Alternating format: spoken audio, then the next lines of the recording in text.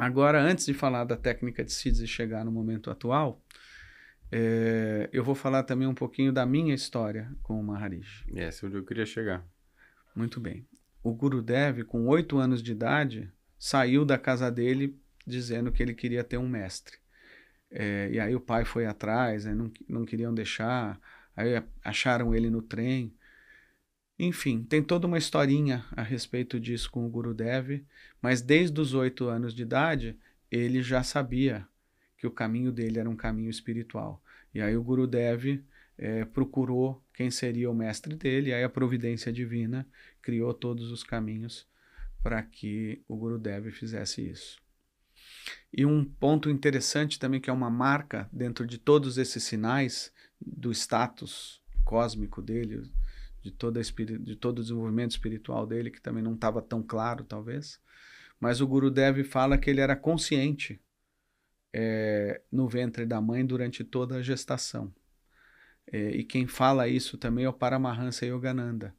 Naquele filme que saiu dele há pouco tempo atrás, logo na abertura do filme, que é a parte mais interessante do filme, inclusive, é quando ele fala que ele estava consciente o tempo todo no ventre da mãe.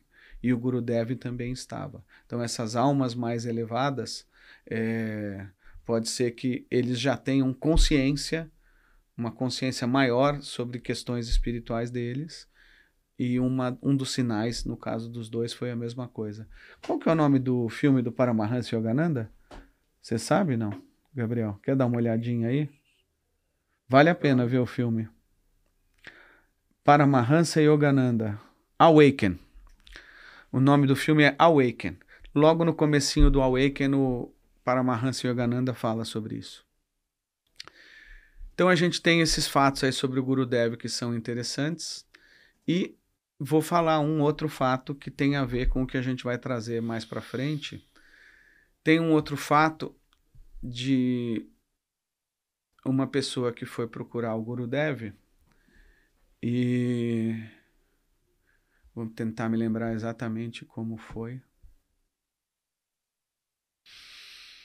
Mas era um usuário, um viciado em cocaína. Uhum.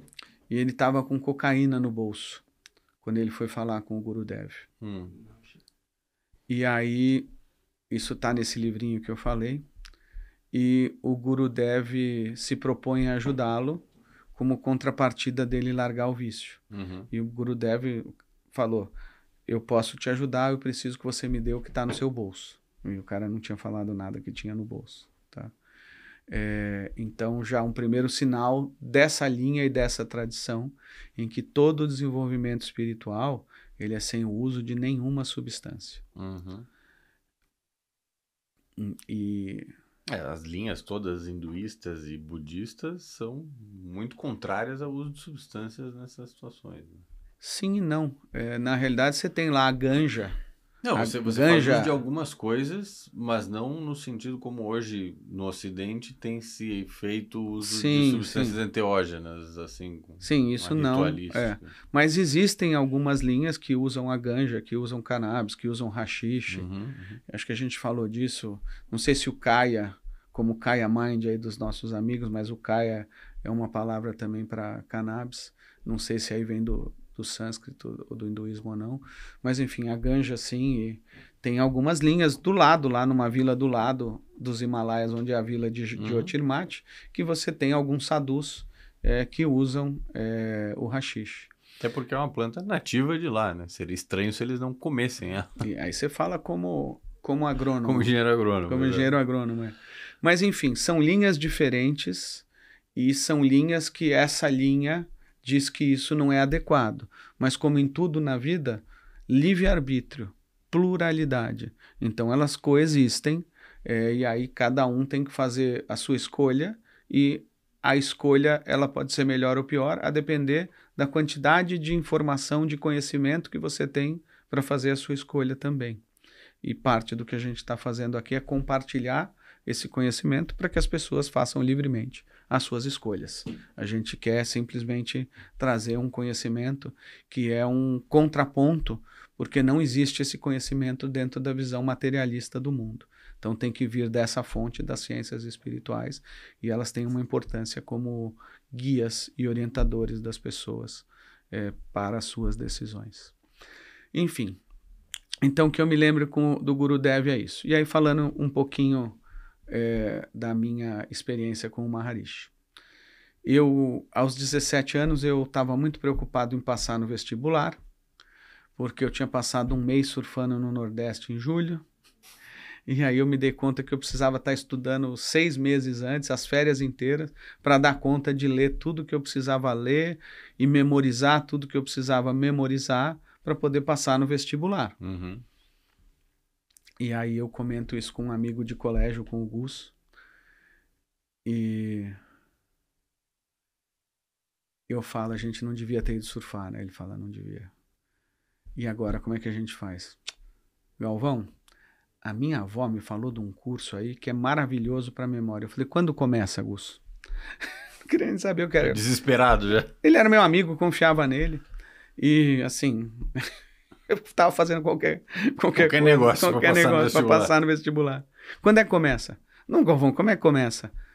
E o diálogo foi exatamente assim. Imediatamente eu sabia que eu tinha que fazer. Ele nem falou o que era. Não, é um curso de meditação que minha avó faz e tal. Eu falei, não, eu quero fazer. Como é que a gente faz? Não, mas eu quero te falar mais. Meu pai também faz esse curso de meditação. Eu falei, pronto, tá ótimo, seu pai... Tem referência demais já. O seu pai é uma excelente referência para mim, um grande executivo e tal. Na época o pai dele era... um grande diretor de tecnologia de uma empresa importante.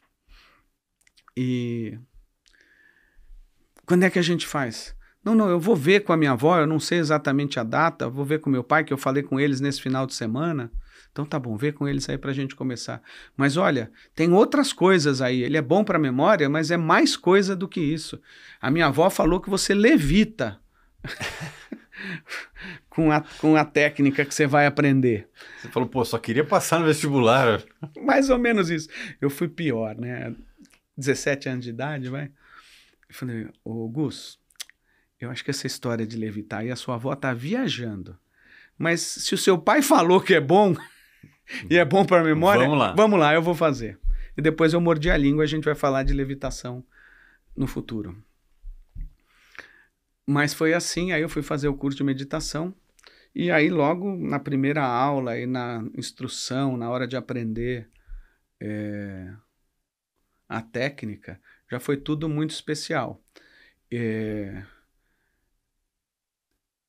Eu vou dizer que foi logo na primeira meditação, durante a instrução, ou na primeira meditação depois da instrução, que eu tive essa experiência de revisitar todas as vidas passadas de forma consciente. Veio à tona. Na meditação, eu vi como se fossem 500 quadros. Talvez mais do que 500 quadros, vindo um atrás do outro, com total perfeição. São imagens que a gente não vê num sonho normalmente, mas um quadro com total perfeição, e eu via como se estivesse vendo essa tela agora aqui da televisão, com todos os detalhes, cada uma dessas imagens. Então vieram todos à tona na minha memória, um atrás do outro, e que muito tempo depois, eu fui entender que eram cenas de vidas passadas. Eu estava naquele momento que eu aprendi a técnica de meditação, eu tive um descanso profundo, que é muito mais profundo do que o sono profundo. Então, naquele momento, eu tive uma experiência muito profunda e que foi transformadora de todo o meu karma, de todas as minhas existências passadas. Esse é o poder da meditação transcendental. Assim como a gente revisita qualquer cochiladinha que a gente dá a todas as vidas passadas, ali eu revisitei também, e esses quadros todos vieram para que muito tempo depois eu pudesse entender a profundidade, a importância daquilo que eu estava fazendo e qual é o impacto disso, a ponto de ter vindo à tona nessa linda forma de expressão que são as imagens de um quadro, cenas de todas essas vidas. E ali, assim como reimprime no DNA, estava reimprimindo em tudo, em todos os meus níveis, foi reimpresso o meu novo karma, que foi transformado simplesmente por eu ter meditado uma única vez na minha vida, a primeira, ou a da instrução, ou a que eu fiz sozinho a primeira vez. E o Maharishi diz exatamente isso da técnica. Ele fala que uma vez que você medite, todo o seu karma está transformado, todo o seu desenvolvimento espiritual, ele é transformado, impulsionado, melhorado. E eu posso dar o testemunho disso a partir dessa experiência, juntando esses conhecimentos, já na primeira meditação. E aí, a meditação passou a ser uma ferramenta para mim, primeiro para passar no vestibular. Eu desenvolvi uma memória muito aguçada imediatamente. No sábado eu li o livro do César e Cesar, de biologia, que era professor lá do colégio. A matéria que eu menos gostava era biologia, porque é uma das em que se encontram as maiores distorções de tudo em relação ao conhecimento espiritual.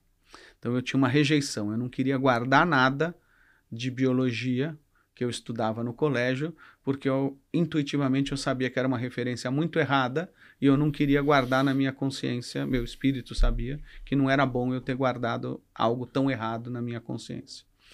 E aí eu tinha uma rejeição por biologia, e era a matéria que eu menos gostava. Mas eu li esse livro do começo ao final e praticamente decorei o livro num sábado lendo, num nível de foco, de atenção, de paz interior, de silêncio que eu nunca tive na minha vida.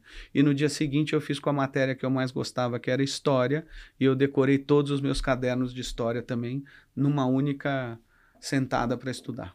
Posso fazer um parênteses só? Claro. Em que sentido nós estamos falando de que a biologia está equivocada em relação aos conhecimentos espirituais? Até hoje a ciência não pode explicar nenhum dos processos de sístole e diástole no seu sangue, o pulsar do seu sangue. Não existe como você explicar com os conhecimentos da física mecânica aplicados a toda a sua estrutura do seu corpo, como você explicar os batimentos cardíacos. Você explicar que, e mais do que isso, hoje a ciência moderna já reconhece que como não é possível explicar, e é impossível que o coração seja uma bomba, porque na conformação do coração e da maneira como ele opera, ele nunca conseguiria bombear sangue. Então não é na estrutura física do seu coração que você consegue explicar o bombeamento. Hoje já se sabe que o coração não é uma bomba, porque é impossível ele ser uma bomba, ele não tem função de bomba, se você olhar todas as leis físicas e aplicadas à física orgânica nesse caso, para explicar os movimentos do coração. Então existe uma força que é não material que faz o seu coração pulsar. Toroidal. O que é o toroidal? Campo toroidal, você já ouviu falar nisso? Não, conta pra mim, que eu adoro aprender. O toroidal é a mecânica de fluidos, né? Quando você faz vórtices e impulsos dentro de fluidos. Deve ser por aí que eles estudam isso para entender.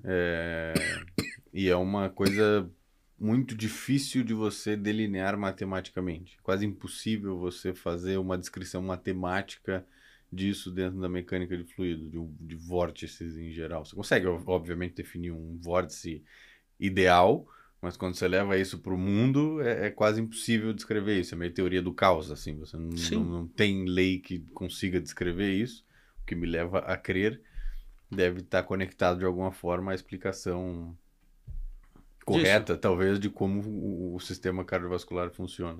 Perfeito.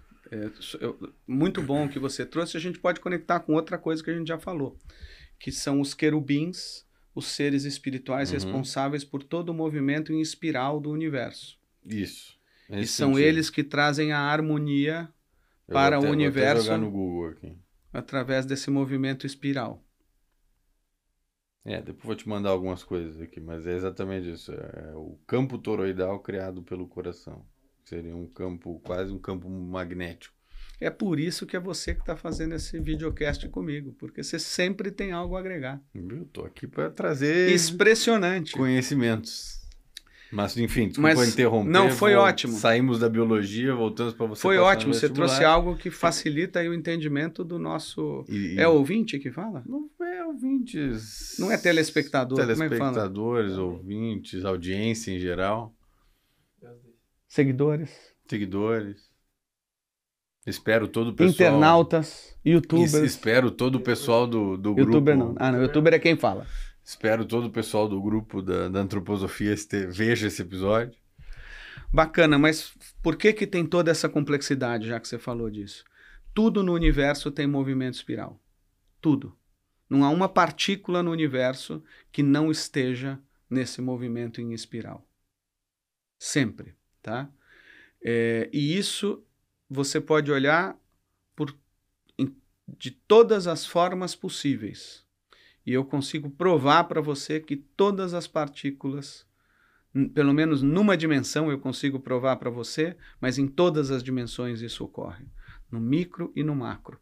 Mas no macro, você já viu alguma coisa do Nassim Haramein? Porque de tudo que eu vi dele, essa é a coisa que eu mais penso e que é legal. O Nassim Haramein é um físico que tem umas teorias muito diferentes e que fala de física e espiritualidade. Um dia a gente pode falar dos erros e acertos, caminhos que ele escolheu. Tem muitas coisas que precisam ser melhor aprumadas nas coisas que ele traz. Mas ele traz coisas que são fora da casinha, fora da caixinha. Então, hoje, o planeta Terra ele se move em espiral. Nós estamos nos movendo a 800 km por hora, mas todo o sistema solar ele está se movendo a 800 milhões. É bem mais. Milhões de quilômetros por hora, eu acho, se não me engano. Na verdade, a acho ordem que a de conta grandeza. tem em quilômetros por segundo, né? Nem chega em hora. 800... se não me engano, a grandeza é de 800 milhões de alguma coisa, talvez 800 milhões de segundos. Que o Sol se move em torno do centro da Via Láctea. Não, o Sol está aqui, aí a Terra está... Aí você tem Mercúrio, você tem Vênus dentro da órbita interna, depois você tem a Terra, junto com a Terra você tem a Lua que faz o giro com ela, né? Acompanha a órbita da Terra, aí depois você tem Marte, Júpiter e Saturno, que são os planetas exteriores. As luas são espirais dentro da espiral ainda. Sim, mas imagina o seguinte, isso o Steiner falava, que os planetas eles não se movem numa elíptica, todos eles se movem em espiral. Por quê? Porque você não está parado, todos esses planetas girando aqui em torno do Sol. Você está andando e eu estou atrás de você. Então, todo o nosso sistema solar se move em espiral. Tá? Então, pelo menos nesta dimensão, está provado que tudo se move em espiral. Tá? Mas vale para todas as dimensões. E aí, quando você vai analisar qualquer movimento líquido, você está olhando uma dimensão em que isso é palpável, porque ainda está dentro de uma dimensão físico-material. Nos líquidos é fácil de observar, é o mais fácil de observar, mas se você olhar nos gases, na atmosfera, líquido é dimensão etérica, sólido é dimensão física, os gases dimensão astral, e o calor, fogo, luz, dimensão espiritual. É muito mais fácil de você ver, o lugar mais fácil de você ver isso é na dinâmica dos líquidos, em que você consegue fazer uma medição mais fácil, mais adequada. Mas isso acontece nos gases também, e já tem um monte de formas de medições que mostram isso. Você vê muito que isso acontece num fenômeno como um furacão, em que esse movimento aí em espiral se evidencia para as pessoas. Mas isso está acontecendo o tempo todo. Todos os gases são mini furacões o tempo todo. Todas as moléculas têm algum comportamento em espiral o tempo todo, em qualquer um desses níveis dos elementos. Mas por que a gente estava falando disso? Que agora eu me esqueci. Que eu perguntei da biologia. Da biologia. Então vamos fechar esse ponto da biologia. Não, na verdade você falou da biologia, eu perguntei por que a biologia era tão errada. Sim, mas vamos à resposta para isso. A nossa ciência não chegou ainda nessa resposta, tá? Mas agora eu vou pegar um gancho dos Vedas primeiro. A técnica mais eficaz para você fazer qualquer diagnóstico sobre a saúde da pessoa é isso que eu estou fazendo aqui agora. Dá para ver? Dá, tá de frente. Se não me engano, essa técnica chama-se Nadi Vidya, que é uma das técnicas do Ayurveda, em que você pega aqui nesse primeiro dedo Vata, o movimento do seu dosha Vata, tem a ver com sistema nervoso, Vata, sistema nervoso, polo superior do organismo, sistema neurosensorial, Pele é vata também. Você tem 5 principais centros de vata no corpo, além da pele e todo o sistema neurosensorial, mas aqui é vata. Aqui é pita, que é o elemento fogo, que no corpo não se manifesta como fogo, é sempre um pouquinho de água também, para você não incinerar. Então o fogo, ele tem fogo, mas tem um pouquinho do elemento água junto. E aqui, e esse daqui, o primeiro, ele é ar e éter, que é vata. Aí o segundo, então, é fogo, com um pouquinho de água, e o terceiro é kapha. Kapha é o elemento água com o elemento sólido, tá? Então você pode, através desse tipo de medição aqui, e você tem diferentes técnicas, diferentes níveis, você pode pressionar mais, você pode pressionar menos, são 6 ou 7 camadas que você consegue perceber aqui.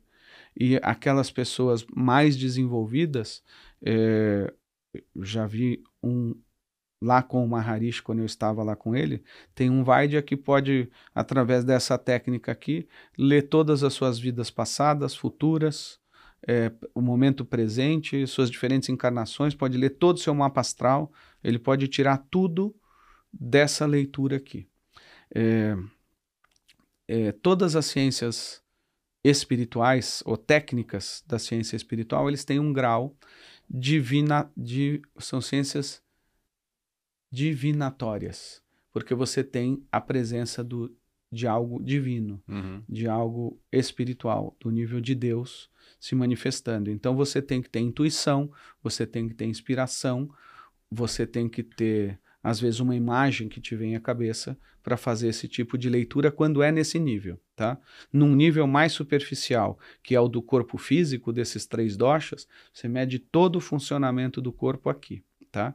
E por que que você pode, além de medir o funcionamento do corpo aqui, você pode ir muito mais adiante e você pode saber coisas de outras vidas, encarnações, e, enfim, um monte de outras coisas aqui. Porque aquilo que se manifesta no seu sangue e no pulsar do seu sangue é o seu próprio espírito. Então o Ayurveda traz isso de diferentes maneiras e é por esse caminho que é a explicação de como é que o sangue circula no corpo se o coração não é uma bomba.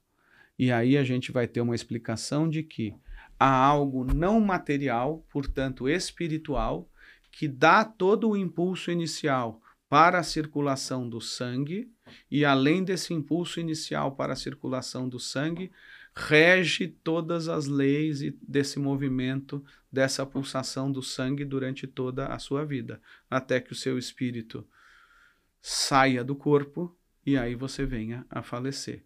Enquanto tiver sangue circulando no seu corpo, quem é responsável pelo movimento do sangue no corpo é a nossa porção espiritual, é o nosso espírito se manifestando diretamente, que no sangue ele se manifesta diretamente, é onde ele mais se manifesta diretamente, ou através da alma, ou no corpo etérico, e a partir do corpo etérico e da alma no corpo físico.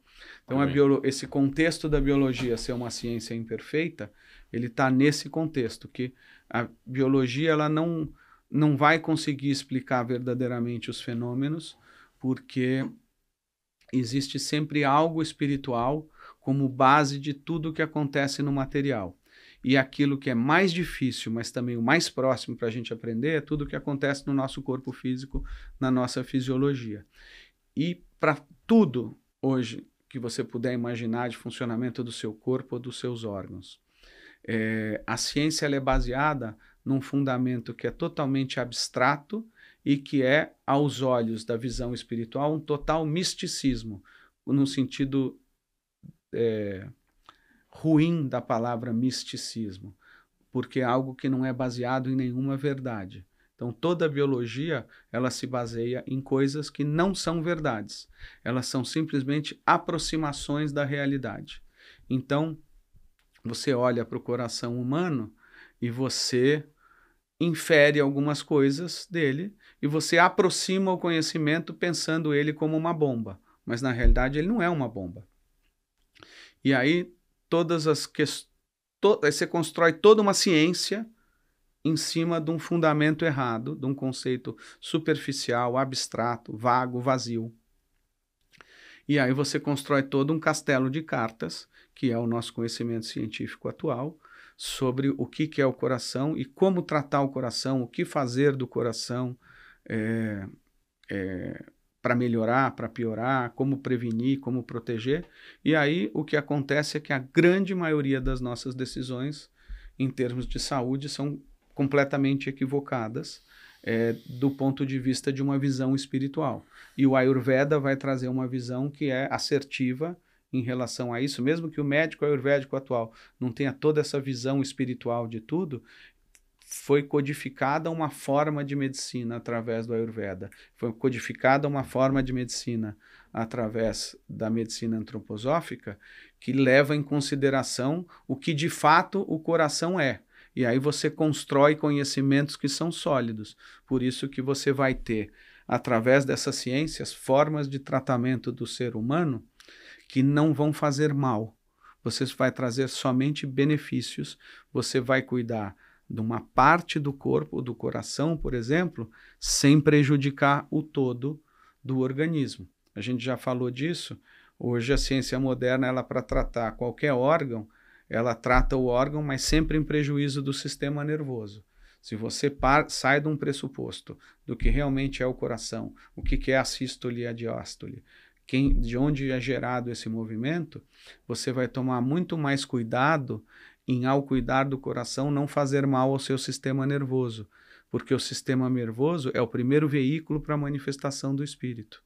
E ele anda, coração e sangue andam sempre juntos, todos os processos onde tem enervação, tem vasos sanguíneos, um dia a gente fala disso, mas há toda uma correlação muito forte desses dois sistemas, então você nunca faria mal ao sistema nervoso. Sim. É isso. Então, a gente volta um dia, ficou um teaser aqui para falar dessas coisas. Eu vou interromper esse assunto para a gente só finalizar, que a gente já está até um pouco com restrição de horário. Que horas são? Já são 3 horas? 2h30 já, passadas. 2h30 passadas, então já são 3 horas. Então, já falamos 2h30 aqui? Então, não parece nem meia hora. Nós temos uma restrição de tempo aqui. E você estava explicando, eu queria finalizar o episódio com a sua história com o Maharishi, que é o que você começou, que levou ao assunto da biologia, e a gente foi mais uma meia hora para essa história é bem longa. Vamos deixar para o próximo episódio e a gente segue falando do Maharishi a partir daí. Você não consegue fazer uma resumida?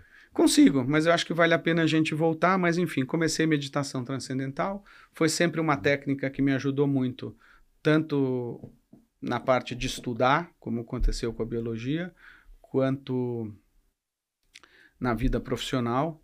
Então eu fiz 2 faculdades ao mesmo tempo, fazia uma de manhã, uma de noite e trabalhava à tarde. E eu meditava, estava sempre com a cabeça tranquila para poder estudar, fazer prova, tudo. Nunca estava cansado final de semana, meditava, estava sempre com a cabeça zerada e podia fazer tudo o que eu queria dentro de um tempo muito mais condensado, as 2 faculdades juntas, e a partir do 2º ano da faculdade trabalhando sempre à tarde. Então durante muito tempo foi isso. Passei no vestibular, que eu queria. O Gus também passou, ele queria. E aí, aos 28 anos, eu fiz o curso da técnica avançada de CIDS. E aí a minha vida se transformou completamente. E o que me levou a escrever o livro Muito Além de um Conto de Fadas é compartilhar o que aconteceu a partir da técnica de CIDS, como todas essas perfeições ou esses poderes começaram a se manifestar. Mesmo que em flashes, tá? Eu tive flashes de todos eles e para o meu processo eu só precisava saber que eles existiam, não que eles tenham ficado de forma permanente. Mas então aconteceu isso e aí, aproximadamente 1 ano depois disso, saiu na capa da Veja que o Mário Garneiro ia fazer com o Maharishi Tower lá no Brás. E aí veio um pensamento na minha cabeça, não, quem tem que fazer isso com o Maharishi sou eu, não o Mário Garneiro. E aí procurei o pessoal que estava envolvido, fiz um contato e 1 ano depois eu estava à frente do projeto. A gente estava comprando uma área de 2 milhões de metros quadrados. O Brás não ia dar mais, questões políticas que não foram resolvidas, porque não deveriam ser. E aí a gente mudou o projeto ali, mais ou menos entre o quilômetro 27 e 29 da rodovia dos Bandeirantes, entre Bandeirantes e Anhanguera, numa área que era da Companhia Melhoramentos. A gente estava comprando os 2 milhões, era um conceito de desenvolvimento urbano integrado. Você desenvolve um pedaço, valoriza o entorno e a partir daí você paga praticamente todo o investimento. E a gente ia fazer lá uma Harish Tower. Fiz uma proposta que a Melhoramentos pediu 20% a mais, a gente estava na negociação, veio em 2001 atentado às Torres Gêmeas, aí o projeto não saiu. Mas enfim, foi a partir daí que eu entrei em contato com o Maharishi. Aí um ano, estava à frente disso, aí um ano depois de ter tomado o primeiro contato com eles, em 2000 eu fui meditar na Alemanha e conheci o Maharishi um dia depois do festival de Guru Purnima, que foi domingo agora que passou, dia 21 de julho de 2024 agora. É o dia mais importante no calendário védico. Então, é como se naquele ano, lá no dia 22, que era no dia seguinte, eu acho que era no começo do mês, no caso, eu me encontrei com o Maharishi na casa dele. E não estava planejado, eu não sabia que ele ia me receber, eu nem sabia que eu estava indo falar com ele. Eu fui convidado para ter uma reunião, na época, com o ministro das Finanças do movimento dele, que era a pessoa com quem eu tinha contato, contato frequente, cuidando desses projetos. E eu fui recebido na casa do Maharishi, que é uma casa com essa arquitetura do Sthapatya Veda, a arte de estabelecer-se, o conhecimento de estabelecer-se, um vasto, perfeito. E no caminho para a casa do Maharishi eu tenho uma transformação total, quase uma catarse, não é uma convulsão. Tive uma catarse, assim, de um processo de chorar, emocional, um monte de coisa vindo à tona. Enquanto eu estava lá aguardando numa sala, eu meditei, dei uma cochiladinha, visitei um monte de vidas passadas de novo, e quando eu voltei, eu tinha a impressão, isso eu narro assim no Muito Além de um Conto de Fadas, como se todos os meus problemas estivessem saindo de mim como bolhas de sabão que iam se distanciando assim, o problema estava dentro, a cena que representava o problema, indo toda ela embora, e eu passando por um grande processo de purificação, de alegria, com essa liberação toda, com essa catarse toda que eu tive. E aí, minutos depois disso, o ministro das Finanças entrou, a gente falou por quase 2 horas, e eu falava como nunca falei sobre o Brasil. Eu tinha uma assertividade a respeito de temas econômicos, de temas políticos, temas sociais, como nunca na vida eu tive. Eu me observava falando e via que tinha algo mais elevado se manifestando através de mim, mas em plena consciência. O que difere de mediunidade é aquela questão de seres espirituais se conectando e você se conectando conscientemente a eles. Uhum. O meu livre-arbítrio sempre permanecendo, né? A minha consciência sempre permanecendo. E aí eu tenho esse diálogo, e aí acontece o grande evento daquele dia. No topo de tudo isso, o Maharishi de repente entra na conversa, o cara pega o telefone e liga. Eu estava numa sala, o Maharishi estava no quarto dele, que era imediatamente em cima, no mesmo prédio. E nesse dia eu não me encontrei com ele pessoalmente. Ele, pelo interfone do prédio, tá ali falando comigo, mas no mesmo prédio. Tudo aquilo que eu pensei durante 2 horas mais falando com ele, ele respondeu a todas as minhas perguntas sem eu precisar fazer uma pergunta para ele. Igual ele com o Gurudev, eu tive a mesma experiência com ele. O Maharishi percebia os meus pensamentos, percebia os meus sentimentos, percebia todo o meu karma, tudo no nível do meu inconsciente, e ele fez que, vamos dizer que, como se fosse um nível de água. Se a minha consciência estava no nível superior, que tem intempéries, esse é o exemplo que ele dá no curso, raios, chuvas, barulho, vento, motores andando, ele estabeleceu a minha consciência num nível muito mais profundo enquanto eu falava com ele. E aí todas as coisas que antes eu achava que eram impossíveis, eu passei a perceber que eram possíveis em todos os projetos e tudo aquilo que ele comentou comigo que era importante fazer para elevar a consciência da humanidade e para socorrer uma parte da humanidade que precisava ser socorrida ou resgatada a partir daqueles projetos que ele propôs. Eu comentei com você, ali ele falou muito do projeto de remoção da pobreza mundial, usando as terras agrícolas não cultiváveis dos países em desenvolvimento, para a partir daí gerar prosperidade para o país. Aí já entrando na agricultura biodinâmica.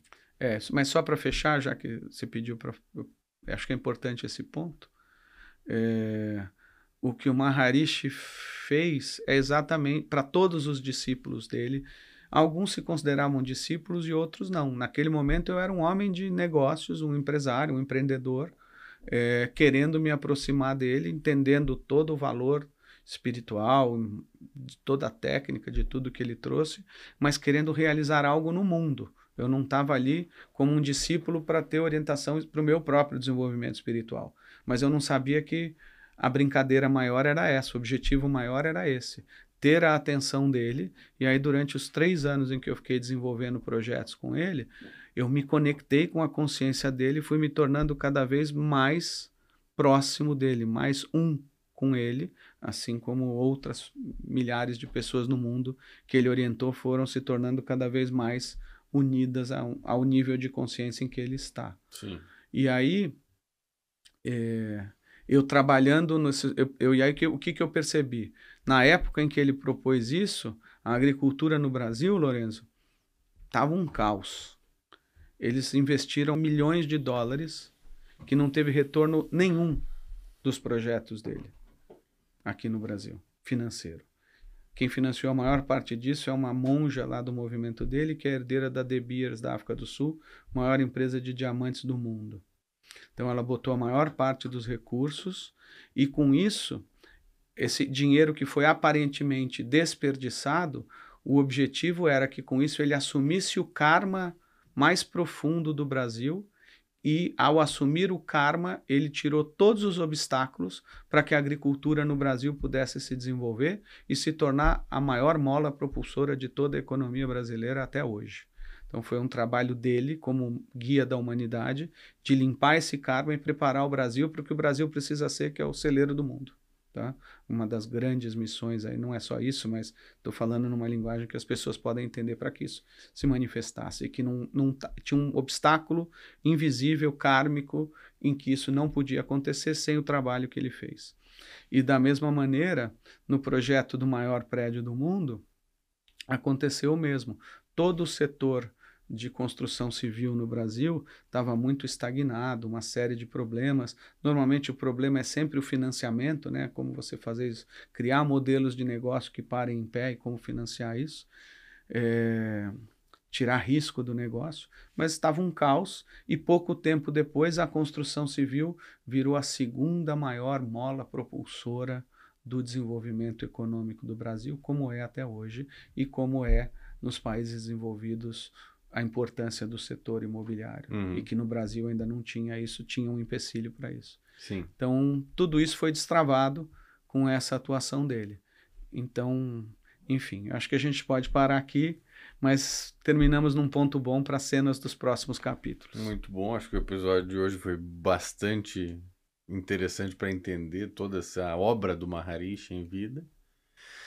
E agora já pós-vida, né? E tudo que ele deixou de ensinamentos. E interessante entender também a sua conexão e de onde vem, porque eu acho que isso faltou um pouco nos outros episódios para o nosso público entender um pouco quem você é e de onde você vem, né? Afinal, estamos aqui absorvendo esses conhecimentos e sempre é interessante ter um pouco de background e contexto da informação.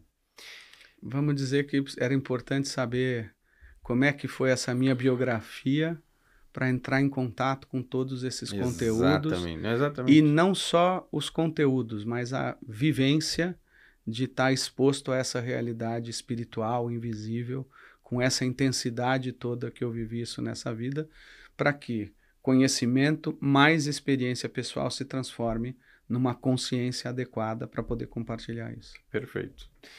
E temos muita coisa por vir ainda. Espero gravemos ainda um pouco mais essa semana, mas temos alguns conceitos mais importantes agora para começar a entrar em conteúdo, né? Agora acho que os primeiros 3 episódios foram um pouco mais densos em contexto, e agora acho que vamos transicionar para uma fase... Também tiveram muito conteúdo, né? Não dá para negar, mas acho que agora vamos levar isso para um patamar um pouco mais elevado de conteúdo sobre tudo que a gente vem falando.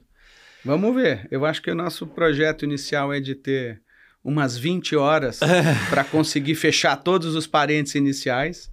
Eu acho que é mais ou menos isso. Está se formando. Mas eu acho que são as últimas 6 ou 7 horas em que a gente entra no tema mesmo nosso aqui, de falar das questões dos substâncias psicodélicas. Sim, vai ser. Ainda tem muita fundação para a gente construir. Minha ideia é chegar no final caminhando da medicina antroposófica para esse tema. Perfeito. Mas acho que ainda tem alguns alicerces ainda para a gente colocar para poder chegar lá. Tem bastante coisa. Tem bastante coisa.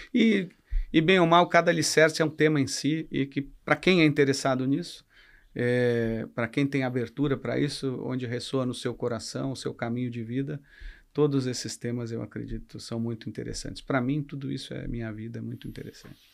Bom, Dr. Galvão, muito obrigado por mais um episódio. Ouvintes do Trilha, muito obrigado. Fiquem agora com o episódio pessoal. 4 da nossa Lorenzão, saga antroposófica. Muito obrigado, hein? Muito obrigado mesmo. Eu que agradeço. Tá Gabriel, sendo uma aula para mim, acima de tudo. Muito obrigado também.